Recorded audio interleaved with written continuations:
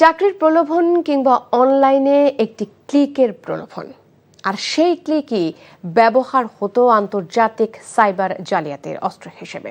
রাজধানীর বসুন্ধরা আবাসিক এলাকার একটি ফ্ল্যাটে অভিযান চালিয়ে এমনই একটি সংঘবদ্ধ চক্রের সদস্য ৩ চীনা নাগরিক সহ ৪ জনকে গ্রেপ্তার করেছে ঢাকা মহানগর গোয়েন্দা পুলিশ।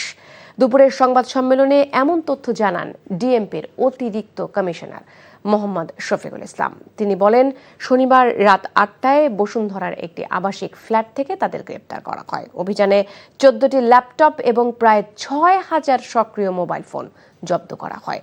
একটি মোবাইল ফোনেই ব্যবহার করা হচ্ছিল ১২টি সিম। তিনি জানান, এই নেটওয়ার্কের মাধ্যমে মাত্র ১ মাসেই ২০০ থেকে ২৫০ কোটি টাকা বিদেশে পাচারের চক্রান্ত ছিল। চক্রটির মূল হোতা হংকংয়ে অবস্থান করছে। এছাড়া ভিয়েতনাম সহ বিশ্বের বিভিন্ন দেশেও একই ধরনের কার্যক্রমের তথ্য পেয়েছে ডিবি। এই পেমেন্ট গেটওয়ের জন্য এরা প্রায় ৬,০০০ সিম ব্যবহার করে। আমরা ৬,০০০ সিম অ্যাক্টিভ পেয়েছি এবং আরও প্রোভাইডারের প্রায় ১০-১২,০০০ সিমের ওই যে স্লটগুলো আছে, স্লটগুলো পেয়েছে। আমরা ওখানে যে প্রায় ঘন্টাখানিক অবজার্ভ করে দেখলাম যে পরিমাণ টাকা ট্রান্সফার হচ্ছে, তাতে হয়তো ১ মাসে এই একটা মাত্র গেটওয়ে দিয়ে ওরা ২০০ থেকে ২৫০ কোটি টাকা বাংলাদেশ থেকে এই জুয়া সহ অবৈধ ইনকাম করে এখান থেকে পার করে নিয়ে যাচ্ছে।